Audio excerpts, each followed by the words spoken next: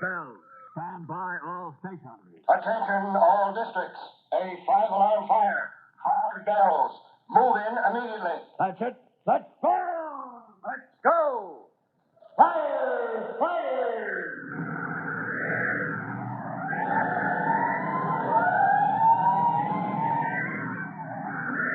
Presenting Firefighters, the true-to-life story of our unsung heroes who stand ready to ride by day or night against our most murderous enemy, the demon of fire.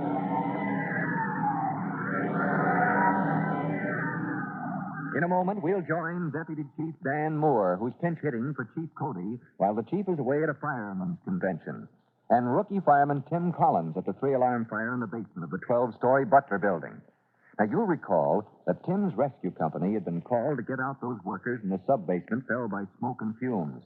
And now, at the moment, everything depends on the engine company men, who with their heavy hose lines are fighting desperately to keep the flames from reaching the elevator shafts. If they fail to do this, well, you'll see the consequences for yourselves when we move up to the scene of action right after this message.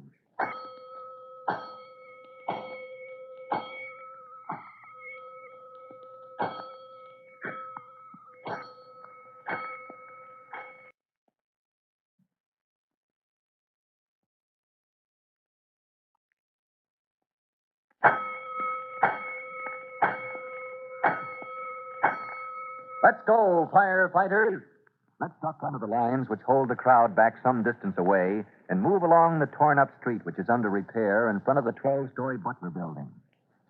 Now, right ahead now is the engine company's giant pumper, which with several other trucks managed to twist and turn its way through the rubble close to the basement entrance. Deputy Chief Moore, who is subbing for Chief Cody, and rookie fireman Tim Collins are there watching what they hope are the last few stragglers leave the building. But right there's one source of danger. In an office building this size, it's difficult to make sure that every last person is out. As Deputy Chief Moore says, You see, Jim, if that fire in the basement gets loose, sweeps up an elevator shaft, breaks out above somewhere, and anyone gets trapped. Say, that's right, Chief Moore. Coming out of the top basement with my gas mask on, I hadn't noticed, but I don't see your aerial ladder. You don't see it because we can't get a truck that size down this doggone street in the condition it's in. Oh, brother, I sure hope we don't need it. Well, maybe we won't. But if we do, that really will be the payoff. What are you looking like that for, son? I was just thinking of Jimmy. Jimmy? Oh, your kid brother. Yes, sir. I was recalling something I told him a while ago about how we sometimes had to use scaling ladders. Whoa there now. If you got any picture of yourself dangling from a scaling ladder, hooked onto a window, 9 stories up, making like a human fly, just forget them. Frankly, Chief, I don't mind forgetting that picture at all. The chances are pretty good we won't have to do any scaling. I'll be honest, sir. Pretty good? Well, just there then. Doggone it, I wish we could get that aerial ladder in here. Yeah, I see, sir. Well, if we can't, we can't. Maybe it's just as well I brushed up on scaling ladder technique, huh, Chief? Meanwhile, Tim Collins' young brother Jimmy and his pal Jack Carson have gotten tired of being hemmed in behind the lines with the rest of the crowd. They've pushed their way out and are heading down the street, which gradually angles its way to the back of the Butler building. Well, I got over that cop, Jimmy. I told him your brother was a firefighter, and still he wouldn't let us through. Oh, he was only doing his job, Jack. You knew he wouldn't. Yeah, I guess I did. The trouble with you is you always want to be right in the middle of things. Say, Jimmy, maybe Chief Moore would give us passes to get through the fire lines. No, he couldn't do that. And neither could Chief Cody if he was here. Say, this parking lot is right in back of the Butler building. You can see the smoke creeping out from the basement. Yeah, but the main fire is near the front, on the other side, Jimmy. I know, Jack. That's why there's nobody here. Everybody's gone around there. Is that street a mess? And with those firemen sore, all the trouble they had getting the trucks up close. Well, the way I figure it, it's not much of a fire. The chief will have it out in no time. Well, how can you tell, Jimmy? He's kept it from spreading up to the first floor, hasn't he? I guess that's a lucky thing. Boy, if it had spread while there were people there. Wow. Well, anyway, they're all out now. Hey, Jack, do you remember the scaling ladder I made today? How'd you like to use that to climb the outside of a building this high that... Hey, what's the matter, Jimmy? Oh, gosh, I thought I saw someone way up high at a window. Oh, you're seeing things. You said yourself everybody's out. No, look at there. Huh? It's a lady. She's leaning way out. But she's going to drop something, I think. Drop something? But why should anybody do a crazy thing like that? Hey, holy smoke, she did. She dropped a bottle of some kind. That could be dangerous. Well, didn't she see her standing here? Of course she did. Come on, Jack. There was something in that bottle. If there was, all I can say is it's no good now. She must be about 8 stories up. There. Look where that smashed on the ground. It's a piece of paper. I get it, Jimmy. She wrote a note. She put it in that bottle. So the wind wouldn't carry it away. Yeah, and she knew when it smashed, it would get our attention. Well, what's the note say, Jimmy? Oh, just 4 words. Huh? Her handwriting isn't very good. She was either in a hurry or scared to death, Jack. Well, what's it say? It says, locked in, help me. That's all. Oh, boy, that's enough. How'd you like to be locked in an office or something way up there with a fire in the basement? I wonder how the firemen and the police missed her. They were going through the building, clearing it. Oh, gee whiz, they nearly had a riot. All that excitement. Say, maybe nobody heard her hollering. She's scared plenty. Look at how she's waving at us. Jimmy, somebody's got to help her. They certainly do. And I'm going to report it to the chief immediately. Well, why do that?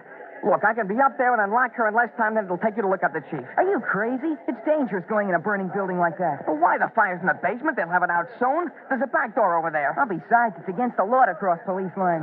You're a junior firefighter. You ought to know that. Look, I can run up the stairs and be back as quick as any fireman. I'd have her out in no time. I wouldn't be taking any chance. You could report what I'm doing to the fire department, and they could send up some men after me if they wanted. Jack, I'm warning you. It's dangerous, and it's not the way to do it. The firemen can rescue her. They're trained for jobs like that. Look, there's nothing to it. I'm going up. You can tell them I'll let her out and bring her down the main stairs in the front, the same way everybody else walked out. Despite Jimmy's protests, Jack makes his way into the Butler building, bent on rescuing the trapped woman. A few minutes later, there seems to have been a spurt of renewed activity in the cleared area in front of the Butler building. A small ladder truck is bumping its way over the torn-up pavement, trying to get in closer. And at the foot of the building, Tim Collins and a group of firemen are connecting hose to twin brass pipes, which protrude from the building side. Now, above those is a sign you've probably noticed many times over these pipes, reading Fire Department Use Only. For those, connect with a high-pressure water system, which runs through most big buildings. Well, now, Tim is approaching Deputy Chief Moore to report. Okay, sir. Stand pipes are connected with the pumper now. Shall we head up to that 5th floor? Not you, Tim. You're not in the engine company now. Yes, sir. Get your lines up there fast, men. You know where the 5th floor hose is in this building. Disconnect it and get the department's lines ready for use. Now, hop to it. Now, what's the matter with the building, Coach Chief Moore? Nothing, but their lines are connected to the water tower on the roof. Oh, not now, sir. And we just hooked those brass outlets up with our pumper. Water comes from the hydrant, forced through their pipe system by our pumper. Well, that's the point. Their hose could stand the pressure from the water tank on the roof. But I don't know if they could take the pressure we're going to give any minute. I get it, sir. How about the 9th floor? I just sent in another alarm. I'm going to try and get the water tower truck through here. I see. If we can, we'll get water up to that floor, all right. We can't get up there to use the building's apparatus? Not right now, we can't. I see. Well, now you fellas finally got that truck through this mess. Get those ladders out and into position. A 35-foot ladder won't begin to reach as high as we need, sir. Will you use extensions? Not as long as we can work inside. I see. If the fire moves down on us, then they'll be of use getting lines up to the windows within our reach. There's your signal from the 5th floor, Chief. Okay. Give them water, men. Plenty of pressure behind that pumper.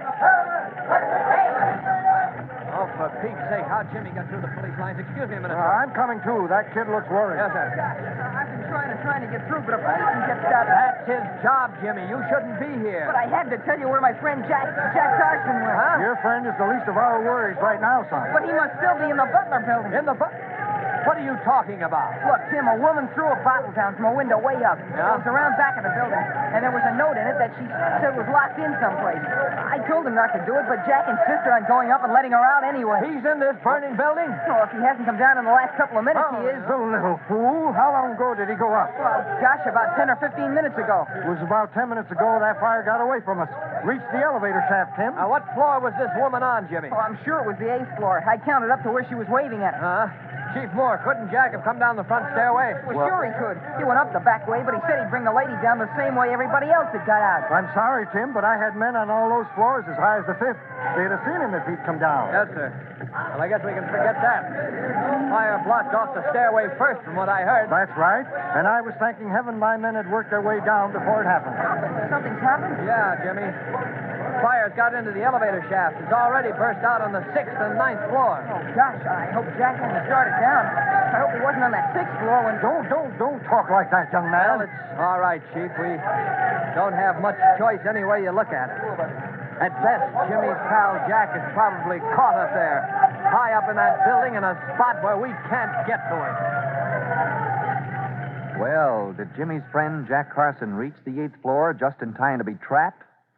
If you want to know the answer to that question, be sure to listen to our next exciting episode of The Firefighters.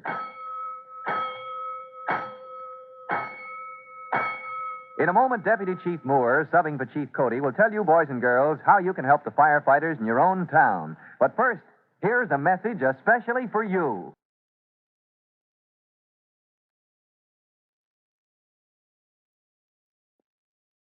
Now, here is Deputy Chief Dan Moore with a message for all firefighters.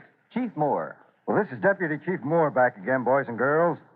Before Chief Cody left for a short trip to the Fire Chiefs Convention, he asked me to tell you about cleanup campaigns. Did you know that a lot of towns and cities have regular cleanup campaigns? Well, that's a fact. Civic organizations get together and make plans for cleaning up not only the eyesores in your neighborhoods, but also spots like dumps and vacant lots that may be fire breeders. Look into this. Find out what your town is doing, and then get in there and do your part toward making your neighborhood a safer place to live. That is all. Deputy Chief Dan Moore and the young rookie fireman Tim Collins will be back on the same station the next time you hear... That's it. Let's roll! Let's go! Firefighters! Firefighters is a copyrighted feature of William F. Holland Productions.